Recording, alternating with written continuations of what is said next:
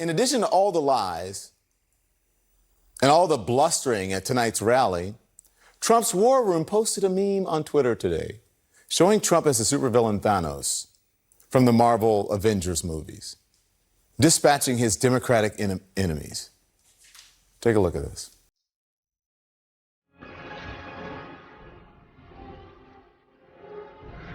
I am inevitable.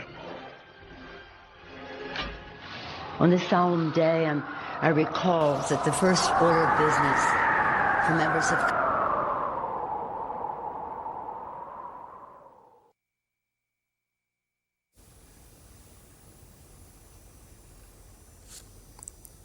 What are we in junior high school? Like, what the hell? What is this? Like what? What?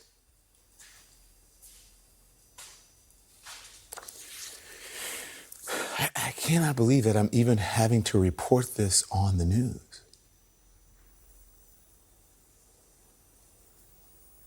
This is crazy. This is literally crazy. Are you people insane? Hey, what's going on, everyone? Welcome into First Reaction TV. My name is J Mark. So I never actually saw that clip before with Don Lemon and the Thanos meme, and I thought it was so good. Like, I thought it was absolutely brilliant. Don Lemon has an on-air meltdown, and it just plays into this because that's obviously what this video is about too. It is another Don Lemon meltdown. So here they interview Vivek Ramaswamy, who is a Republican presidential candidate. There's going to be two parts to this interview, where on the first half of this interview, they actually interrogate him and question him a bunch about Fox News, and there's some just really odd questions, and the way they put pressure on him, it's almost, I mean, it really does feel like an interrogation at times, almost like they think that Vivek Ramaswamy owns Fox News somehow. Like, it's really odd. The second half of the interview is whenever Don gets to the race baiting part of the interview. So we're going to play both parts, and then we'll talk about it at the end. I do want to take a quick second and just to say thank you out there to everyone. We hit 1,000 subscribers over the weekend, and I honestly never thought that would happen. Whenever I started the channel, I thought I would be lucky if I hit 1,000 subscribers by this upcoming December, and I never expected to get to this point this fast.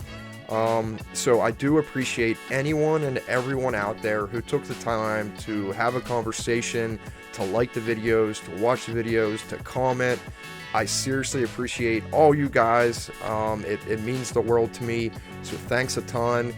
If you haven't hit that subscribe button yet, please hit that subscribe button. That way we can work our way up to 2,000 subscribers.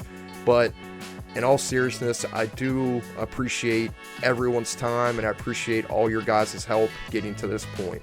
So with that being said, let's start the video, and let's check out Don Lemon's new meltdown. Joining us now, a frequent guest on Fox News, Republican presidential candidate and tech entrepreneur, Vivek Ramaswamy. So we are happy to have you on. I'm going to talk to you more than just about Fox News, but good morning to you. Thank you for joining us. Glad to be here. here. What do you make of this decision to settle this case? I mean, it strikes me as a cost of doing business. If you're going to be a news network, I think it's happened to CNN. I think it's happened to a lot of news networks. That has not happened to CNN. It's not happened to CNN. This is never been sued for defamation. Never been actually settled. This is the largest it's definitely in large, history. and Fox appears to have the largest viewership and the market capitalization. So I'm not familiar with the details of this case. I'm actually more interested in issues relating to this country than disputes with media companies. But I will say that it strikes me that from CNN to Fox News. You're not familiar with the case. You're not familiar with the lies about the 2020 election, about the election being stolen, that Dominion was somehow, fixing the votes. I mean, that's why they $787.5 million. You're not familiar with that? And you're running for president? The details of a private dispute between a commercial dispute and the details of what the dollar figures are, that's not where I spend. That's really not where I spend my time. But what I will say is, look, there's defamation cases. People settle businesses. If you settle business disputes, Fox settled this one. It's actually not, I think, the pressing issue for the nation of what Fox News' settlement is. I disagree with that because, as you just admitted, you said Fox is the largest viewership, one of the largest viewerships among television networks, and especially cable networks, considering the eyes, the American people who are tuning in to Fox News to get their information and to get it accurately. I'm surprised that you would say that you're not concerned about this, and this is not something that is hugely pressing for the American people. Here's the way I look at it. Freedom of the press is the First Amendment in the Constitution. Oh, exactly. You nailed it. The freedom of the press. So we have CNN, we have Fox. I'm here with you guys. I go on Fox News. I think that's great that we have a marketplace of ideas in this country. What I worry more about, Don, is the trend that we see in this country to controlling what different parties are actually able to say. The American way to bad speech is more speech. And so I think we need to actually embrace that culture and a more diverse marketplace of ideas. Vivek, that's something we haven't done well enough in this country. With all honesty, you're not answering the question. You're giving us platitudes about... I'm actually unsure what your question is, Don. Do you want somebody to bash Fox News on CNN? No, I'm not asking you to bash Fox. I'm not asking you to bash Fox News. I'm asking you to be honest about what happened on Fox News, about the lies that were told and them having to admit the lies and paying the largest defamation settlement to a media company in history, and you are a frequent guest on that network. Are you concerned about the credibility? Are you going to continue to go on that network even with those credibility issues? I have far more concerns with the credibility of what we will call the mainstream media than I do with the credibility of Fox News. But Fox is the mainstream media. At the end of the day, what I say is, look, neither you nor I know the details because they settled it before it went to trial. I think the obsession over this is a little weird. Vivek, listen, it's a little bizarre. I don't want to get into... There's real issues to talk about in the country. Why are we talking about Fox News and the settlement? This is a very big and important story. And I'm not going to... We have much more that we want to talk I think we should. About, but we will get there when we're ready to get there. We have you on to talk about these issues. This is a very important issue, and it should not be downplayed. This has to do with American democracy and Americans learning the truth about what happened in the 2020 election. You want to know what... You don't think that's important? I hear a lot about... Comparing it to CNN is not... This apples and oranges. It's not the same thing. Well, it's, different networks. Yes, apples aren't the same as oranges. You get one view through CNN, you get a different view through Fox News. I think that's good in our marketplace of ideas is that we have media that offers diverse perspectives. And you want to talk about threats to our democracy? One of the threats, and that phrase is an interesting one, threats to our democracy. I think one of the biggest ones is the chilling effect on speech in our country more broadly, where if somebody says something that a broad segment of the population or certain people in the government disagree with, there's an increasing trend in our country to silence that. And the answer to bad speech and alleged misinformation is not less speech. It is more speech in the marketplace of ideas. That's actually what a free press really means. We're going to move on, but your answer was good, but it's not about what's actually happened. It's not relevant to what's happening. I think the answer to what happened at Fox News is to tell the truth. Media companies are tasked with telling the truth. That did not happen in this situation, and that's why we're asking you these questions. But let's move on. Let's talk more about a diverse exchange of ideas. That's what I'm in for. Thank you. So here, Don Lemon actually said, that's a good answer, but it's not what I wanted you to say. So I'm going to repeat what I wanted you to say, just so everyone knows what I wanted you to say. That way they know what the right answer is, so we can tell our viewers what they need to think. Like, this is one of the craziest interviews I seriously think I've seen, and I know, like I mentioned at the very beginning, there's a racial part of this interview that is about to happen. This one and this part, to me, I think says so much more about the news, mainstream news, and everything else. I mean, you could tell Don Lemon hijacked the show, where there were probably a bunch of questions they wanted to ask this guy, and Poppy wanted to ask this guy a bunch of stuff. Don Lemon took over. No, we're not changing topics until I say we're changing topics. Like, he wouldn't let this go. And it's just this insanity. So, I mean, now if you're watching at home and you know nothing about Vivek Ramaswamy, you know nothing about him, his past, his career, what he's done prior to this, literally know nothing about him. I mean, he's a presidential candidate. So with us basically finding nothing out, let's finally get to the second part of this interview where Don Lemon decides it is a good idea to question his guest's skin color, mock his guest's skin color, and mock his race. Glad you're here this morning. Your campaign slogan is a new American dream, and I was reading through your platform last night. I wonder what you would do specifically to actually bring us together, not just Republicans and Democrats. What does unity look like to you, Vivek, for rich and poor, for rural and urban, for Republicans and Democrats? That is the right question to be asking. And I think the main divide in this country, and I say this to conservative audiences equally, is not between Republicans and Democrats. It is between those of us who are pro-American, embracing the ideals that set this country into motion.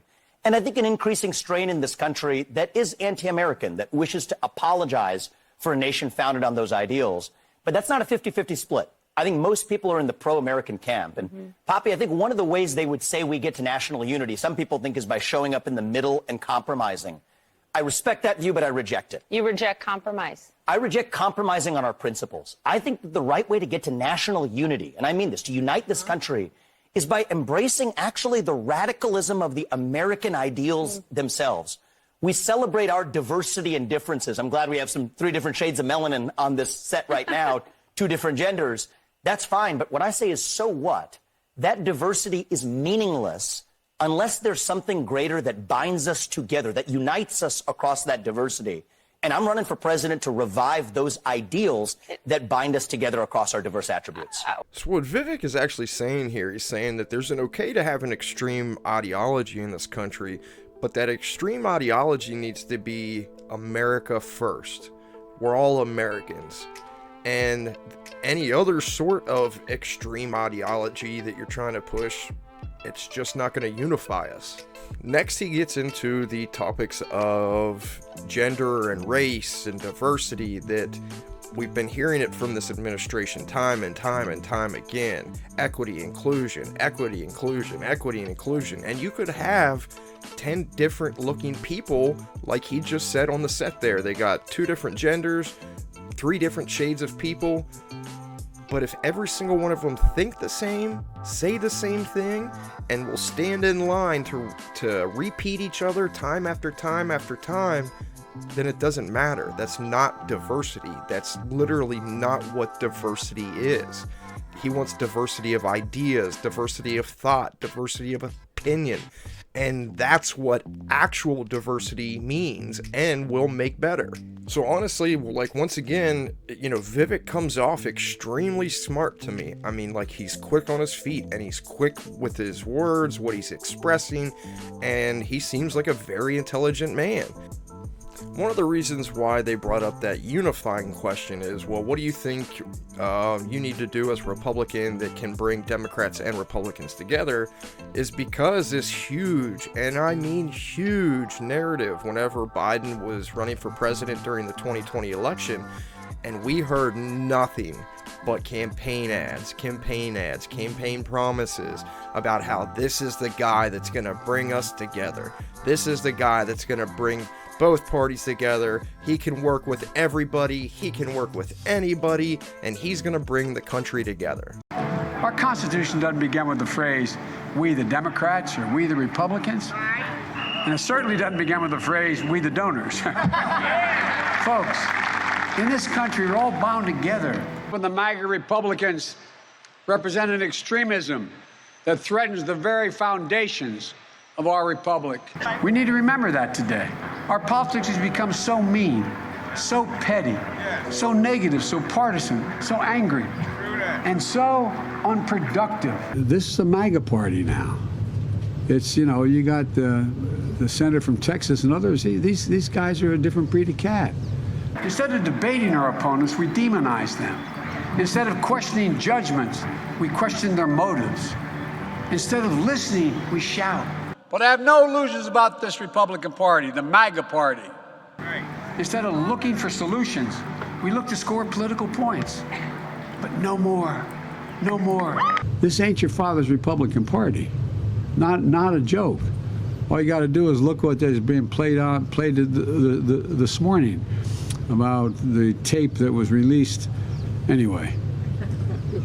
And our president is the divider in chief. I can taste it. I want to get into a few issues, one of them being China. Before I get to China, I just want to better understand something you said this week speaking before the audience at the NRA. Here's what you said, referring to back to 1865. Here it was.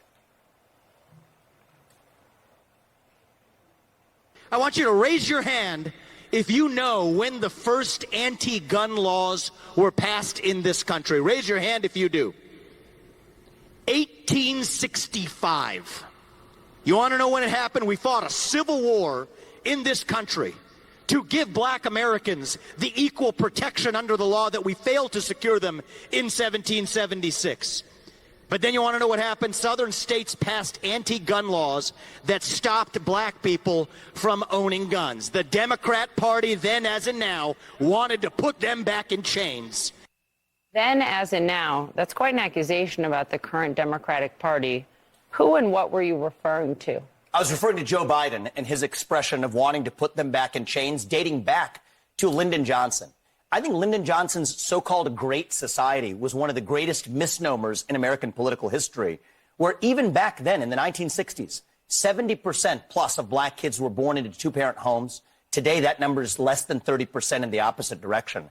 The very policies that we implemented in this country in the name of helping black Americans have actually been disastrous for black Americans and all Americans. And I think that that's something that we need to wake up to. In 1865, you were talking about the black codes, right? That's right. Passed, enacted to make it a crime for a black person to carry a gun Exactly. in the South. But you're equating that to the current president? You're referring to economic chains? What are you saying? Well, I was referring to Joe Biden's, I think, ill-chosen expression to say they're the party that wants to put you back into chains. What I'm actually saying is that if you look at the policies of the modern Democratic Party. About Democrats. Absolutely. So what I'm saying is that actually it's policies like that of Lyndon Johnson and Joe Biden that are actually holding black Americans back. Lyndon Johnson's the war on poverty? All right, I just wanted to stop it there real quick because back whenever Biden was actually the vice president and running for re-election, he made a comment about putting y'all back in chains. And it's like a real bad soundbite. Like, it's bad. In context, it's not as bad as it sounds, but it's still like the typical normal President Biden gaffe, racist comment type of deal. But he never said that, like, hey, I'm actually going to put people in chains or black people in chains. That actually never happened. Biden was criticizing Mitt Romney's promise to loosen the new regulations on the big banks and Wall Street, but it was how Biden said it. He's going to let the big banks once again write their own rules.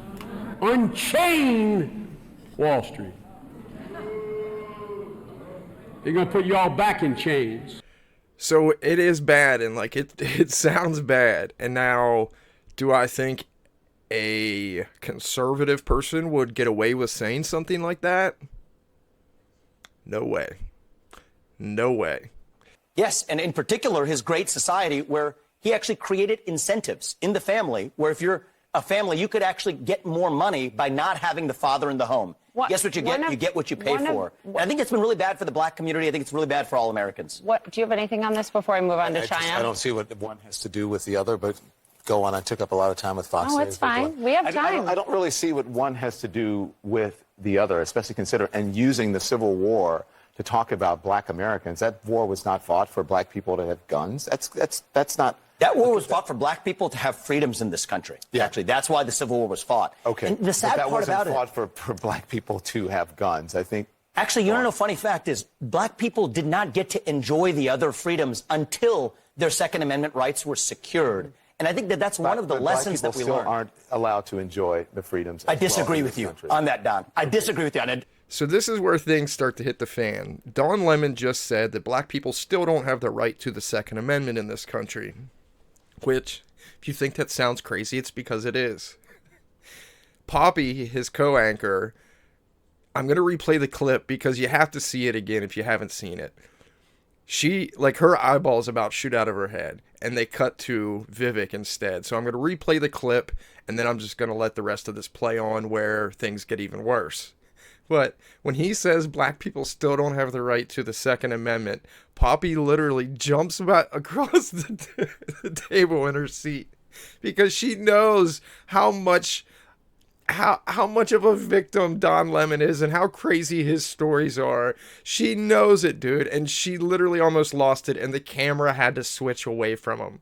Their Second Amendment rights were secured. And I think that that's one of the lessons that we learned. Black people still aren't allowed to enjoy the freedoms. I disagree with you on that, Don. I disagree with you. I think you're doing a disservice to our country by failing to recognize the fact that we have equality before the law.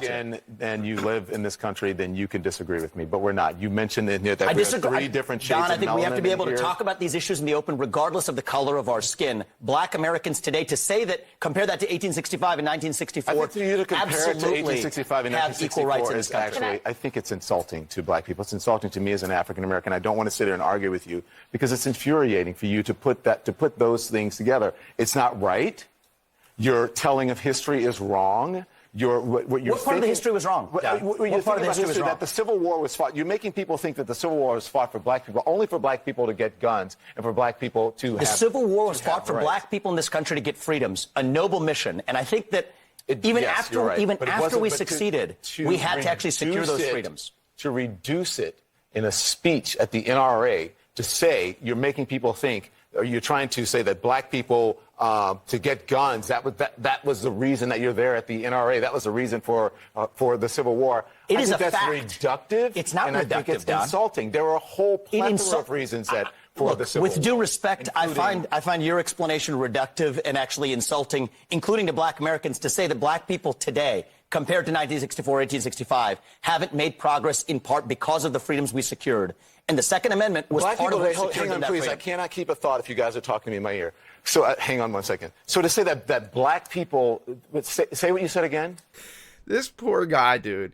He doesn't know whether he should be offended about him using the speech at the NRA. He doesn't know if he should be offended about that he's making a speech about guns. He doesn't know if he should be offended about the fact that he's saying, I think you're doing a disservice to black Americans. He's not 100% sure what he should be offended about because he's just on offended overload right now. There's so many offensive things coming at his brain where it's just trigger, trigger, trigger, trigger, trigger. Don Lemon doesn't know what to do here. So he's got to take the earpiece out. He's got to reset. He's got to re-ask the question again.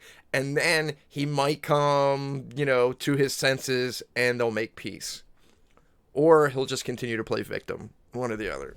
Black people secured their freedoms after the Civil War. It is a historical fact, Don. Just study it. Only after their Second Amendment rights were secured. They were not secured their freedoms after the Civil War. That is not. You are discounting Reconstruction. You're discounting a whole host of things that happened after the Civil War when it comes to African Americans, including the whole reason that the Civil Rights Movement happened is because black people did not secure their freedoms after the Civil War, and that things turned around. People tried to change the freedoms that were supposed to happen. And you know how they got it? They got their Second Amendment rights, and they actually got the NRA played a big role in that. But today, Don, the NRA did not play a big role. Absolutely, they trained black Americans how to use firearms. That's a lie. That's not. The NRA did not play a big role. This is just historical fact. It's not historical fact. The part that I find because you say it's historical fact. The part that I find insulting is when you say today black Americans don't have those rights after we have gone through civil rights revolution in this country. You are sitting here telling an African American about the rights and what you find insulting about the way I live, the skin I live in every day. Here's where you and I have a different point of view. Black and white that black people don't have in this country,